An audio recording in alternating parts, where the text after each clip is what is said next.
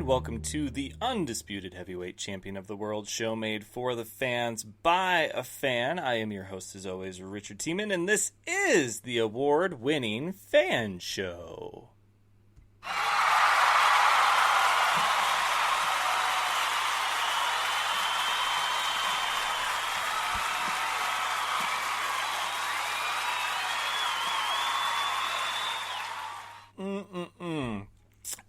Thank you. You're too kind. It is good to be back. For those of you that I guess don't know, in case you missed it, I pulled off a fan show first. That's right. Everyone's a fan of something, and we have something for every fan, especially if you're a fan of things that have never been done before, even if it's within your own small little world. That, for me, is the fan show. And what that was is that I had never made a surprise visit or a stop on the fan show tour. And I said, I should do that. Now, of course, years passed, last year and the year before, everywhere I went was a surprise to everyone because nobody knew who I was. But at least this time, with a little bit more credibility to my name and the brand that is the fan show, it was a bit more of an actual surprise. Like, oh my God, you're here. I didn't even realize. Not, hey, who are you? So it was something that I've always wanted to do, and I got the opportunity to do just that. However, it took some planning because there's been a few stops that have had to be rescheduled as a result of, work, whether it's my actual day job or this year I got hired to go to Virginia Beach for American football events, and then I also got hired to be the voice of the Spokane Wolfpack, the team here back home. And those overlap with the IFL season, the NAL season, all the seasons that I normally there's not anything else going on because NFL football is over. I don't follow baseball. The NBA is reaching its postseason. They're now in their finals. Hockey reaching its postseason. They're now in their finals. So spring and summertime kind of frees up a lot of availability for me to do stuff because, there's not a lot of conflicting things. I don't do a tour in the fall because it'd be too much chaos.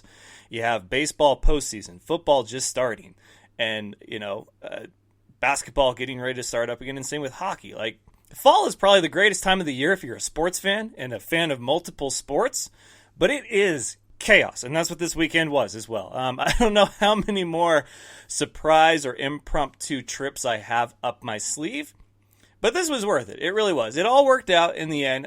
Thank God it did, but here's what happened. So I went to Quad City. I flew out Thursday night, got there late, and for those of you who don't know, Quad City, or Moline, Illinois, or Moline, however you pronounce it, is about 2 hours away from Chicago. Now, they have their own airport, but those of you that know me know that sometimes flying to certain airports is way more expensive than other airports. That's why I fly into Omaha if I'm going to an Iowa Barnstormers game in Des Moines. Des Moines has its own airport, but the difference in cost for a round-trip ticket is about $300 to $400. I'm not joking about that at all either. I'm not joking whatsoever, and people in Des Moines know. So the difference to fly into Milan as opposed to Chicago is roughly about the same. I saved myself probably about $250 doing it that way. So flew in, got a ride, thankfully, from the Midway Airport to where I was staying, which was my place. One of the sponsors for the team, Nigel Stevens, checked in with him at about 2 in the morning, and that's the housing for the players. I got a free room for the night. My place is great. It's very comforting. It's like a mini apartment. So I checked in, nobody knew I was there, and then I wake up, and Cody Barber's like, yo, dude, you're here. And I'm like, yeah, who told you? Nigel did. Damn him, because 3 people knew. But it was all good, though, because the best surprise came from when I went to the stadium that day, after I went and ate with the players. I went to the stadium, and the guys are warming up, and there's one that I went, and I tapped on the shoulder. I said, hey, man. He's like, whoa! What you doing here? And I was like, surprise. And he's like, I didn't even know. I was like, nobody knew. I'm here, though, and we're going to do this thing. And that man is the man that is responsible for this beauty right here. My first ever touchdown ball. Kevin Stud Rudd. He was the first ever number one play on the Fan Show Top 10. First time we ever did that. He was the number one play. An epic grab I'll never forget. And I had never gotten a touchdown ball in my 4 years of covering this sport, even though I was went to every home Empire game. Never got a touchdown ball or an interception ball. And I told him, I said, yeah, I've never gotten one before. And he scores the first touchdown of the night, and he tosses this to me. Thankfully, I caught it. I didn't want to have an embarrassing moment on such a great occasion, so I caught it. And at the end of the game, he signed it, a little personal message there, and it was great. So thank you, Stud Rudd. That was really, really something big of you. And it was just a great day overall. I mean, up until I found out that my flight had gotten canceled at about the end of the third quarter. It was a great day. So for those of you that were following along, let me know what your thoughts were of the chaotic weekend that was the first ever surprise stop for the Fan Show Tour. Went from Quad City, Illinois to Spokane, Washington in a 24-hour span, and it was, I got through it. We'll go with that. I got through it. And let's see here. Hello to my lovely wife who is watching. Hello, Adam. Hello, Alicia, Jason, Antonio, Jay, and hey, I see a few players of the week watching Mr. Alfred, which we will cover in headlines right now. So first question of the day for you watching on Facebook Live would be, what did you think of the surprise stop on the Fan Show Tour 2019? Do you think that I should do more surprise stops, or does knowing ahead of time allow for the planning and the promotion, make it better, or is it kind of that spontaneous feeling that you get from a surprise that makes it a little better? I don't know. It was the first time, and it felt really cool to do it and have people know who I was and surprise them, especially the players and the staff. That was really something. But do you like the idea of surprise stops? Like if a band says that they're going to do a secret show and you don't know where, and all of a sudden they're like, surprise, we're like in your hometown. Like, is that better than knowing ahead of time? And then also there will be another question as we get through headlines. So let's go ahead and do headlines, and we will continue with the start of today's episode of The Fan Show.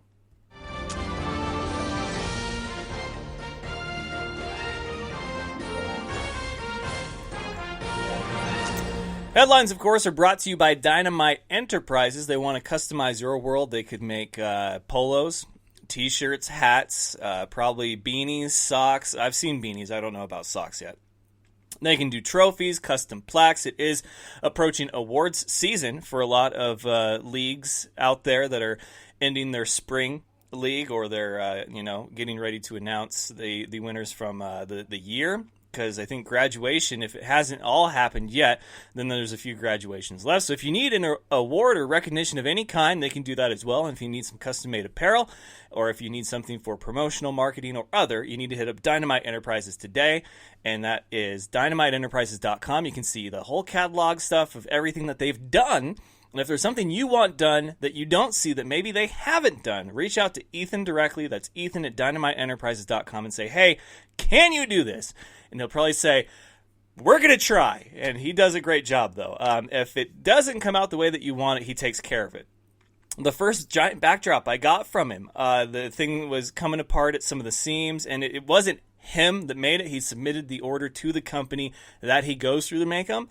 And he's like, this is unacceptable. I got not one, but two brand new ones, and I couldn't be happier. So if you're not completely ecstatic about the product that you get from Dynamite Enterprises, and you tell him, he's going to take care of it, and he's going to make it right. So the Dynamite Enterprises will customize your world. Headlines. First and foremost, congratulations to this week's outstanding players of the week. If I can stop touching my stuff here in the studio. Yes, the outstanding players of the week on special teams. Jared Harrington, who I thought had a really stellar game in a big one, Arizona versus Tucson. Final score 50-49, and he had 8 returns, 106 yards, about 21 average return, and then 1 kick return for a touchdown, which if you watch that game, that was the turning point. They were down by 21 points. He gets that kick return, and then they get another score. They go into the half. It's not them chasing points really anymore. And then they evened it up, and then it was a tit for tat back and forth. I mean, it was a great game. Didn't expect it to be that great of a game, but it was a really great game. So congratulations to him for our outstanding special teams Player of the Week. Defensive, it was Keewan Alfred, who had a great performance in Quad City that I got to see firsthand. Really something. He had, I think, 4 tackles. There was a sack, 1.5 tackles for a loss, and then he had a forced fumble and a fumble recovery returned for a touchdown. They were not the same play, though. So he really had a stellar performance, or should I say an outstanding performance. Congratulations to him, member of the Quad City Steamwheelers, and in their best defensive performance all season. So another great note there. And then offensively, wow. This guy has really done a really great job this season. He has had an outstanding season. He is the five-time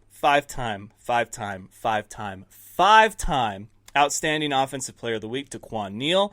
And I don't even remember his stats. They were just so mind-blowing. But he really did a fantastic job this week. I think he had over 300 yards combined, both through the air and on the ground. And normally, E.J. Hilliard puts up some really great numbers. And he did in his game. He was the player of the game for the Fan Show Tour, the stop in Quad City, which we'll talk about in a second.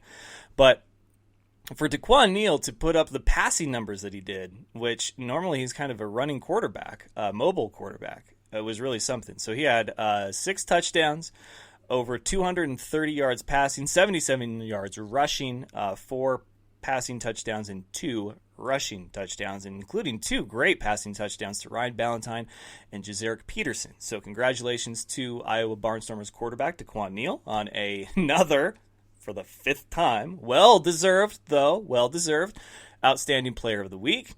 And another question we can ask here, while I have all of your attention, is that when it comes to Tucson fans, are they going to ignore the fact that their team blew a 21-point lead, or is that the cutoff? Because when they lost to Iowa, they blew a 17-point lead, and they blamed it all on one missed call at the end of the game.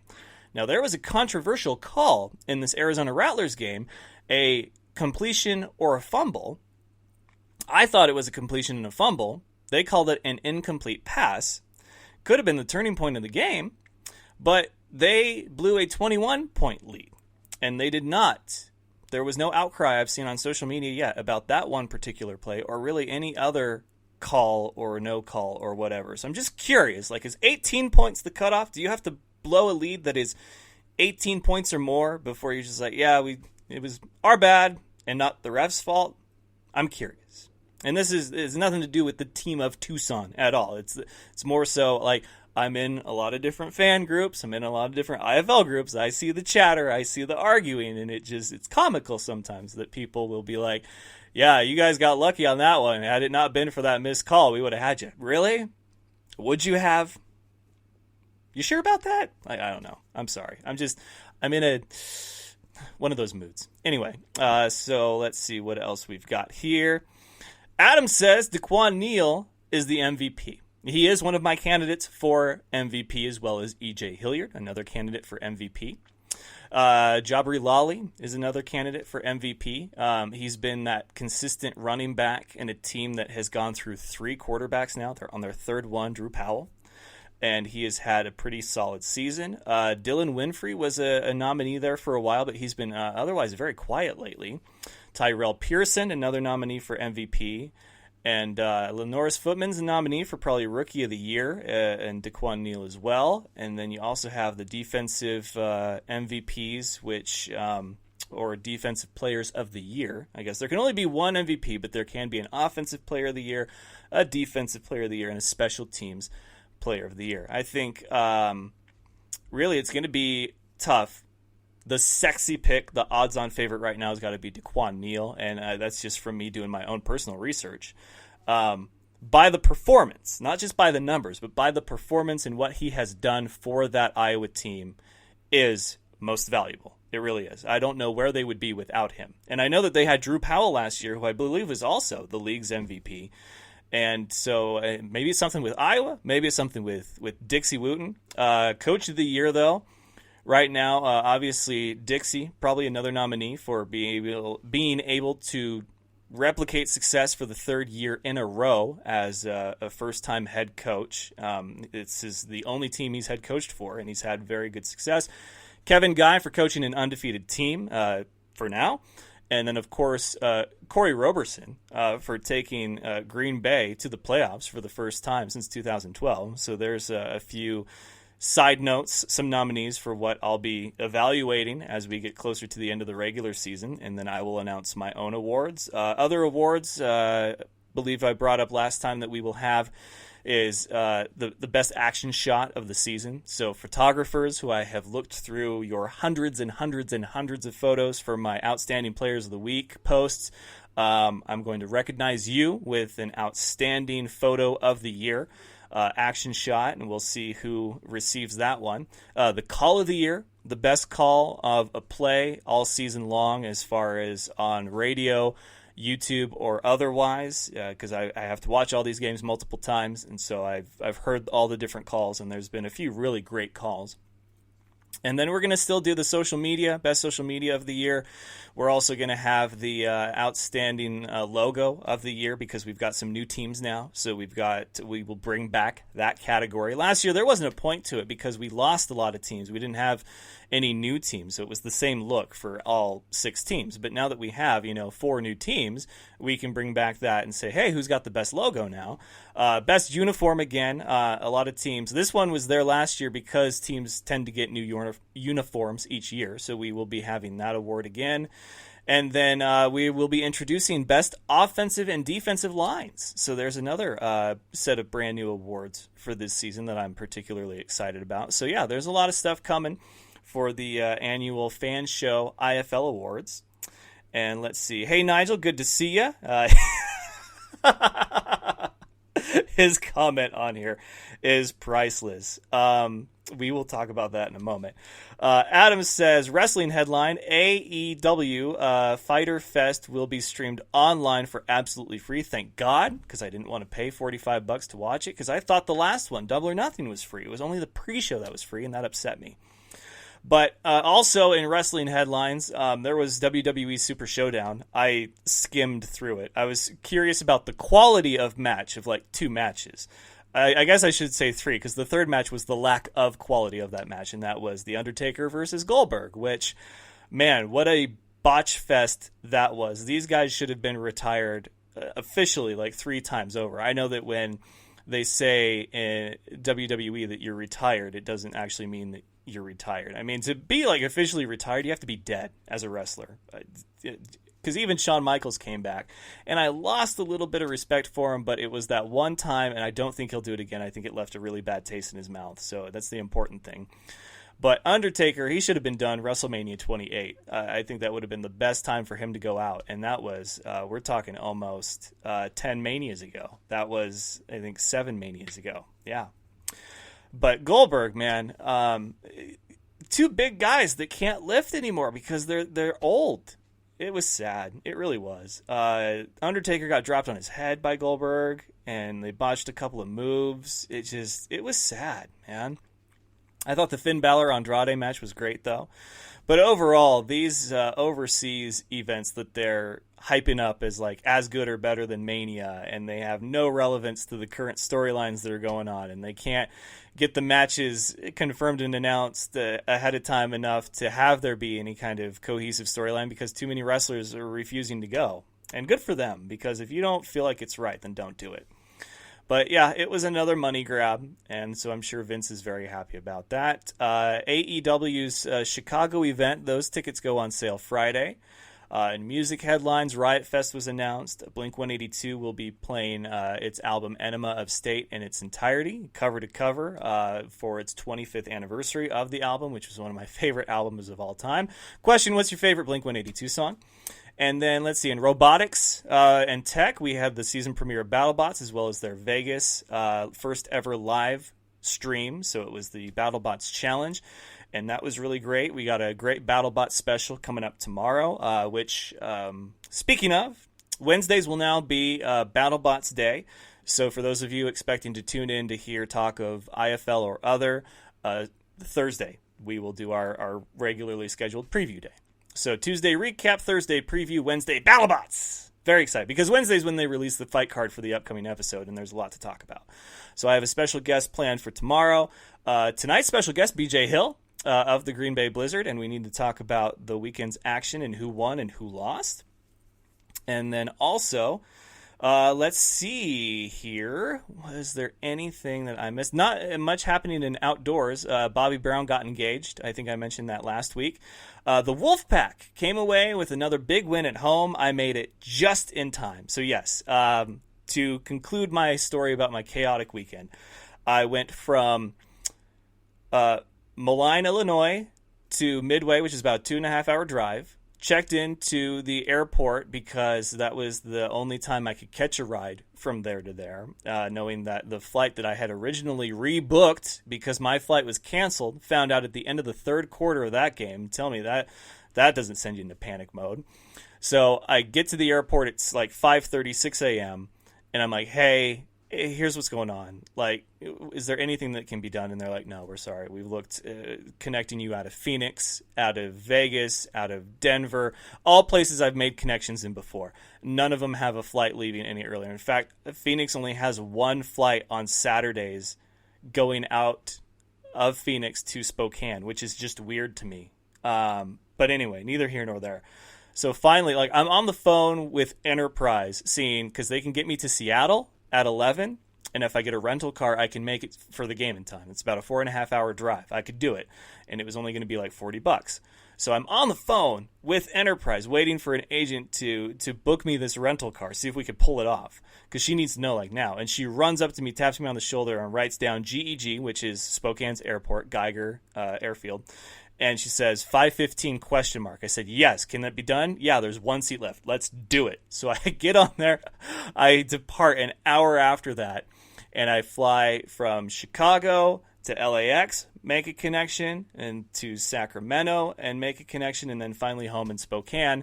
And I get there right as they had finished the national anthem and called the game. So that was my weekend. That was my 24 hours of utter chaos and just having no control over the situation whatsoever. It was fun, though. I would do it again only if I knew that that's how I was going to have to do it. I don't like to be forced to do it on last minute. So I would have rather been home by 10 a.m., flew out at 6 and been home by 10 a.m., plenty of time to rest and prep and whatever, because that was the original plan, but that did not happen. So Green Bay won. They will host a playoff game. So not only are they in the playoffs for the first time since 2012, they're also going to host a playoff game for the first time since 2012. So congratulations to the Green Bay Blizzard. They really earned that. And that will be June 22nd. So make sure that you have your tickets if you're in the Green Bay area. And then we also had the Quad City Steamwheelers, who I was there to see, put down the Bucks, and so they are one game closer, one win away from securing one of the last two playoff spots. 2 available, 3 teams still alive in it, despite Tucson's loss. Tucson must win to get in. Quad City must win to get in. Nebraska, who will play Iowa, I don't believe they have to win to get in. I think they may have secured that last spot. I don't know. I'll have to double check on that. My apologies that I don't know right away offhand. But Nebraska, they beat San Diego. They had a really good performance there. And then Green Bay beat Cedar Rapids, and they will host Cedar Rapids for the last part of that series. Speaking of series, we had Game 5 of the NBA Finals last night, and it was a 1-point game. KD came back for a little bit. I still don't know why you need 7 games for this stuff. Other than baseball and the pitching rotation, I just don't know why you need 7 games to crown a champion. If it was 5, it would have already been Toronto. We wouldn't have even needed Game 5 because they would have gone the 1 and then the next 2, and best of 5, that's 3. But we're going to have a Game 6 and the Game 7 probably, unless Toronto can do it at the Oracle for the last time ever. And then tonight is Game 7. Again, do we need 7 of the Stanley Cup Finals between the Boston Bruins and the St. Louis Blues? I don't know who won Game 5 of that, but I am curious for you sports historians. The teams that have won Game 7, did they also win Game 5 of that series? Would Game 5 have been the series conclusion? Like, is that the start of the comeback? Because I think it was for the Cavaliers against the Warriors those years ago. They came back from being down 3-1. So that 1 in a million, but at the same time, what can you do in 7 that you weren't able to do in 5 other than get you got another shot? It's silly to me. Casey's watching. What's up, Casey? Adam says, Super Showdown, Undertaker, Goldberg nearly killed each other in another country. Then it really would have been blood money, right? Like, it really would have been blood money. Casey, if you don't know, is the PA guy for the Quad City Steamwheelers, and he does a phenomenal job at it. As somebody who does, PA as well as play-by-play, he's good. So Steamwheelers, be happy you have him. And I got to meet Jim Albrecht, play-by-play for Quad City. I did an interview at halftime, so it was a really good weekend for me and the tour, knowing that I hadn't been anywhere in 2 months, and I hated it. But I'm doing actual work in this regard, microphone and me in sports, so it's bittersweet. It was good to get back out there doing what I've really enjoyed the last couple of years doing. And so let's see, NBA Finals, NHL Finals. Who do you think will win in this last game of the Stanley Cup Finals, Blues or Bruins? So we'll go ahead and put that question out there. And we do have BJ Hill coming up here in a little bit. Looks like we are just about at that time. Tuesday, we always go a little long on the Facebook Live because there's so much to catch up on.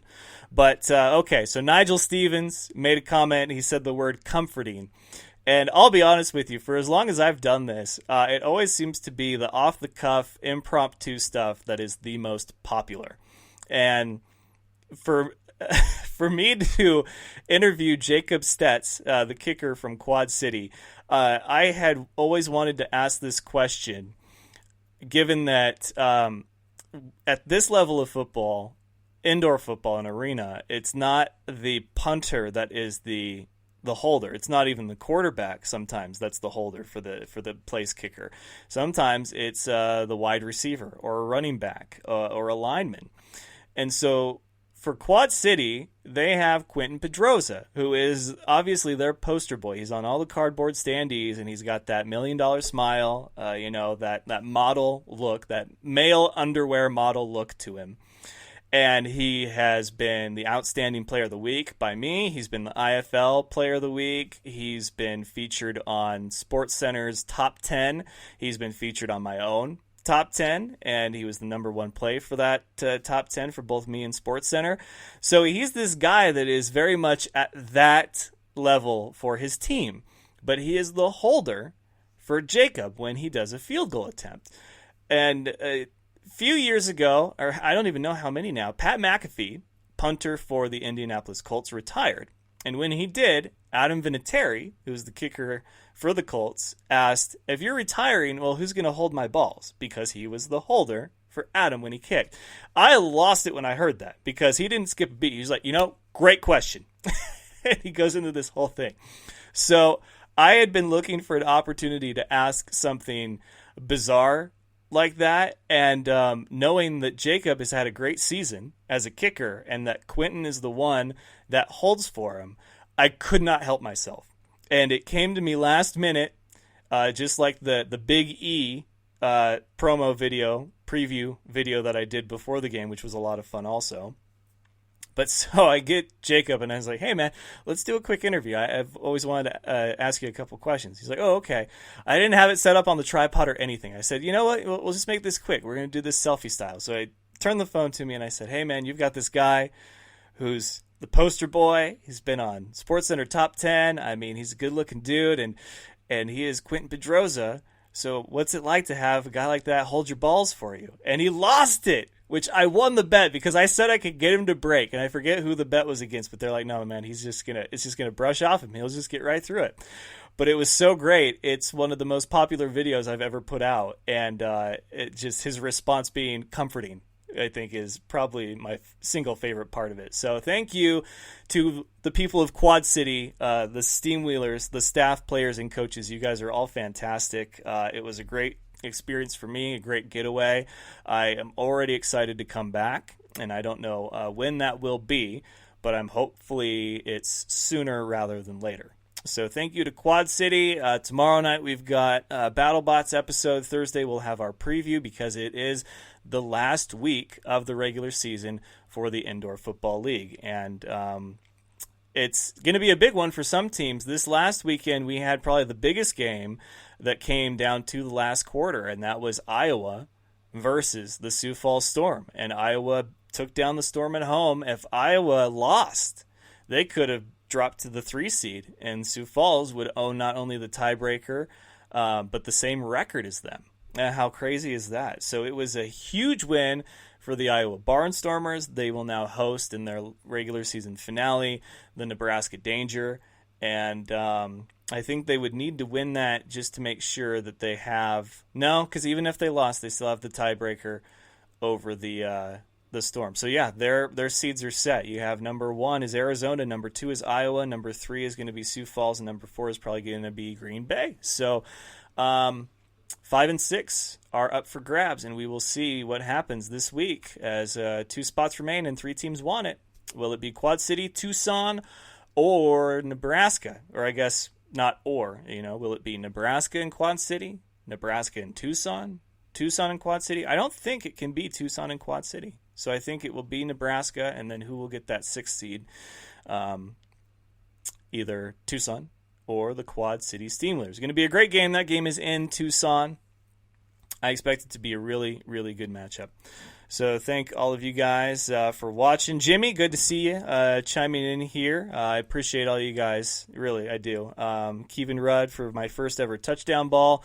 Nigel Stevens for the great welcome and the custom press pass. Really means a lot for him to say, I know that you collect these and that you're really proud of them, and we wanted to make ours something special for you. So it was... Yeah, like I said, it was a great weekend in every sense of the world. Chaos aside, and not knowing how or when I was going to get home, I wouldn't trade it for the world. I really wouldn't. So that brings us to the conclusion of the episode, which is my interview with our special guest, who is Hall of Famer number 3 of the Green Bay Blizzard, BJ Hill. So go ahead and click that link wherever it's located, wherever you're watching from, and listen to my conversation with Mr. Hill as we talk about the success of the 2019 Green Bay Blizzard.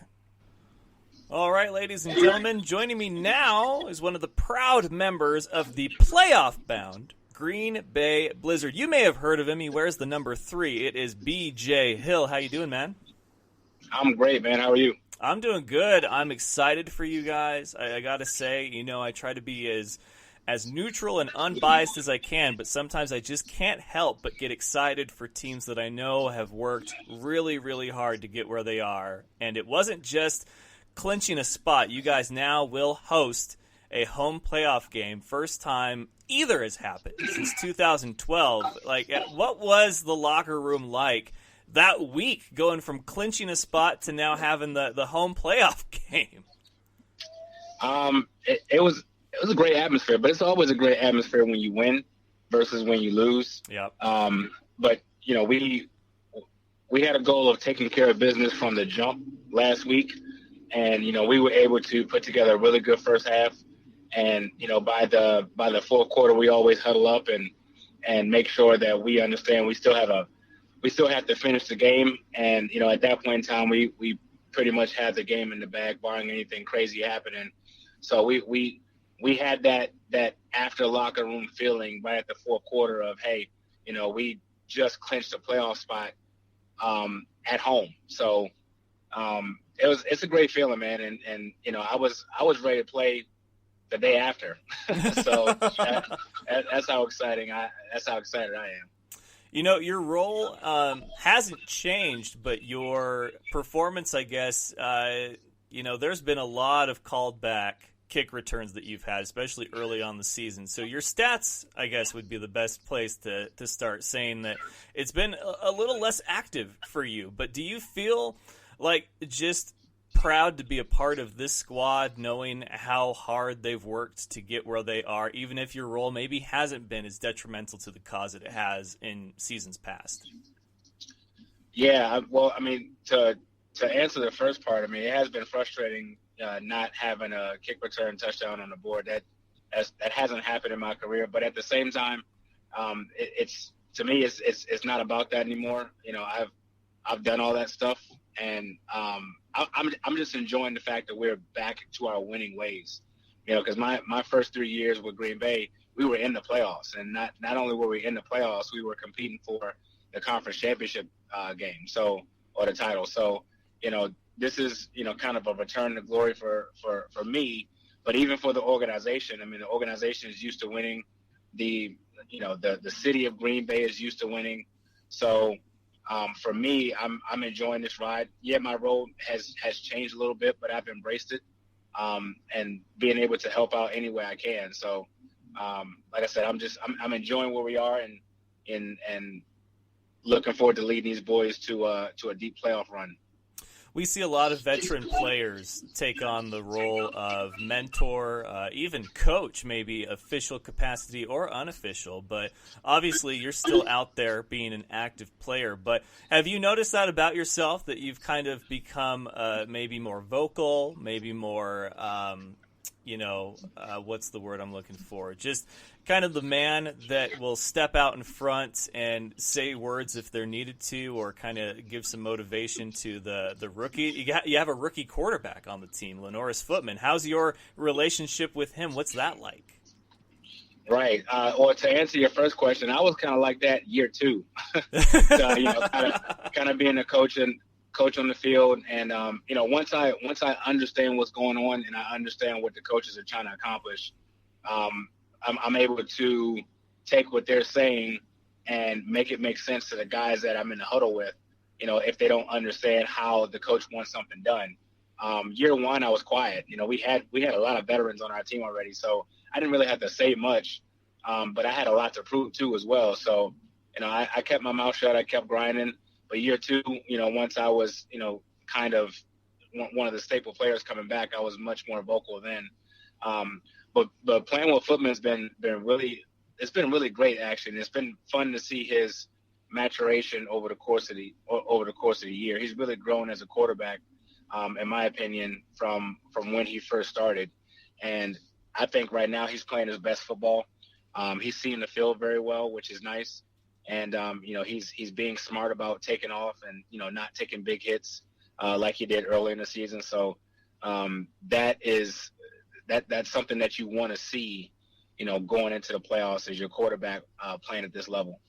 Yeah, and Footman has been two-time Outstanding Offensive Player of the Week for my Fan Show Weekly Awards. And this last one that he earned was the one from week 15 or week 14, week 15, where you guys clinched the playoff spot. It wasn't to get the home playoff game, but that was a home game. It meant a lot. It may not have been a playoff game or anything beyond like advancing in the postseason. It was to get there. And how do you feel he handled that kind of situation? He's been a very poised guy. He's not a man of many words. He doesn't say much, but you can see his leadership just on the field. He's a lead by example guy, and to some aspects, I am too as well. So there's a lot of respect there. For you, being a veteran and, of course, a Hall of Famer, and now you're with Green Bay, and you guys are postseason bound, you'll host a playoff game, and that will be June 22nd at the Rec Center.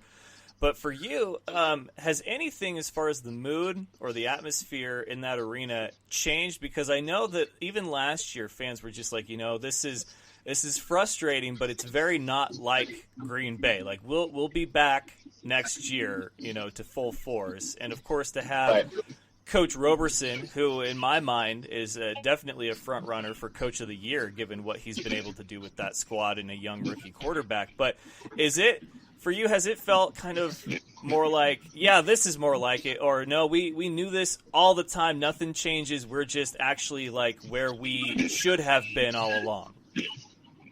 Yeah.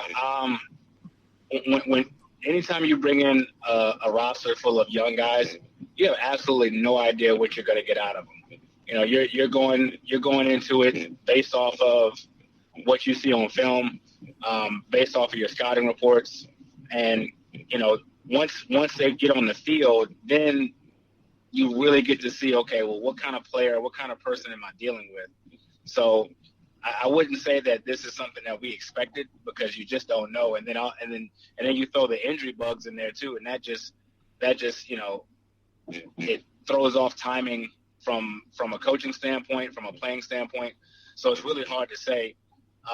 But for the city of Green Bay, I feel like it's been just kind of a volcano, ready to erupt.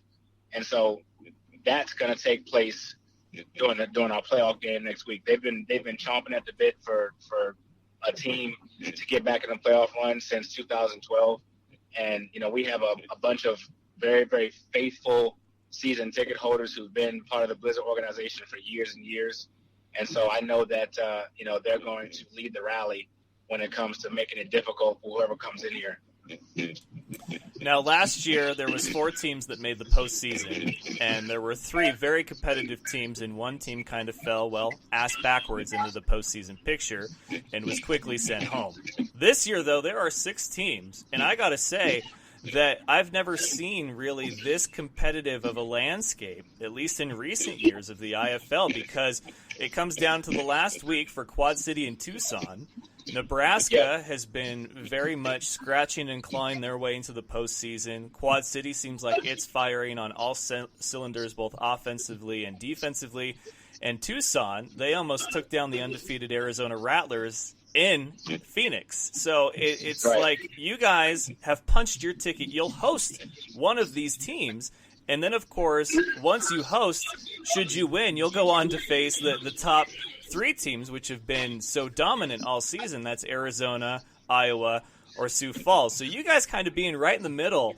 Like, what's that feeling like, knowing that you're in and you don't have to worry about it, and somebody has to come to your house and play, but at the same time, it's like there's 3 teams that have had really dominant seasons, and then there's 3 teams that are hitting their stride at just the right time and will do anything to get into that postseason picture. Right. I'll say this, Richard. It's any given Sunday, man. Literally any given Sunday, because once you get into the postseason, it's 0-0. But if you look at the landscape of the league, the top 3 teams, their record runs away from everyone who's in the IFL. But once you turn on the film, it tells a completely different story. So, yes, they may be the top 3 teams, but they've had some really, really close games with the teams that are in the middle. So I wouldn't say that it's a cakewalk for them at all just because of their record. They should be on high alert once the playoffs hit, from 4th seed all the way down to 6th seed, in my opinion. So, like I said, any given Sunday, and it doesn't really matter if it's home or away. It's any given Sunday. Yeah, and of course, of the 3 teams looking for that last, 2 playoff spots, Nebraska, Quad City, and Tucson, you guys have quite a storied history with 2 of those 3 teams just from this season alone, too, and that's Quad City and Nebraska. Like, what kind of atmosphere could we expect from a postseason Green Bay Blizzard fan base, for whatever matchup we get? It's going to be loud. It's going to be obnoxious, and that's the way it should be. For any playoff team, your fans should be nice and rowdy and make it absolutely difficult for the offense to hear what's going on. And that's what you fight for throughout the season. You fight to be able to play in front of, your 9th man so they can help you out. So I'm expecting a hostile territory. And like I said, it's going to be very tough for that team, from a fan standpoint, from a player standpoint. It's definitely going to be some chirping on the field, pretty much all 4 quarters. But, hey, that's the nature of the playoffs, so I'm looking forward to it. Well, you guys will have one more regular season contest, even though your postseason fate has been decided. I don't know what Coach Roberson, what kind of guy he is as far as would he rest his starters, or if it's not broke, don't fix it. So if they're healthy, they play. But for you, with this being the last game of the season at home, and although it hasn't been quite the season that maybe you imagined on a personal standpoint as far as stats-wise go, you guys have really been fun to watch all season long. Some people counted you guys out early at the first sign of trouble, but you guys have really hung in there. And what is this season meant to you, and is there anything that you could change if you could? This season for me has been really about how do I become a better captain and helping the team respond to adversity fairly quickly. Like you said, we ran into some trouble early in the season, and there was that kind of growing narrative that Green Bay is the same Green Bay as last year, and that's not the story that we wanted to write. We wanted to write a different story from the team from 2018, and we had to have a coming to Jesus moment after the Iowa game and figure out who we are as a team and what our identity is going to be. And after the San Diego game, we etched that in the stone. We figured it out, and we got rolling on offense. And it's been kind of that downhill steamrolling team since then. So, but for me personally, it's been just being a better captain, being someone that the team can come and talk to about really anything. It could be football, it could be life, it could be opportunities. Just being as available as I can, and like I said, just being a better captain. That's been my goal for this year. Well, I certainly think that you have achieved that goal. I know a lot of the guys look up to you, and you're always one of the fan favorites, even if you're returning, 3 kicks a game for TDs, or if you're just being a mentor to the young guys that you have on that squad. But it's always, like I said, entertaining to watch you guys. I have been, a Green Bay fan all season because I know that it was tough, especially me being there in person to watch it, when you guys had that really tough game against Iowa, because I got a lot of friends on the Green Bay squad, and I know that it was tough for you guys as well. But I was so thrilled to see you guys bounce back in a big way, be competitive, be a team that nobody wanted to play because they knew that it was going to be a tough 4 quarters. And for you guys to play all 4 quarters. Last year, it was kind of, you guys could play 59 minutes, but it was that last minute that, something went wrong. And that hasn't been the case for you guys this season. I'm really proud of everything that Coach Roberson and you guys have been able to put out there onto that field week in and week out. So, hey, from me and the Fan Show to you and the whole Green Bay city and squad, congratulations on not only the postseason, but now hosting the first postseason game since 2012. Hey, man, I really appreciate it, and definitely love the support coming from you and the Fan Show. I hope that your audience and your business continues to grow because it's much needed.